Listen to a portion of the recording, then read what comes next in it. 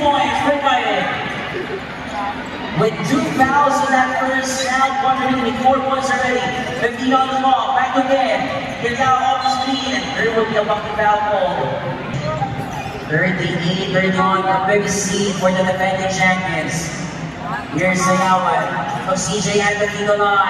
Hands it off, so then the one-hander still.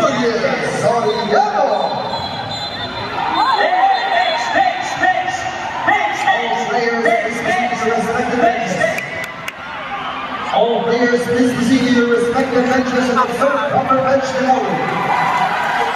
Also, all players to your respective benches and observe proper bench below.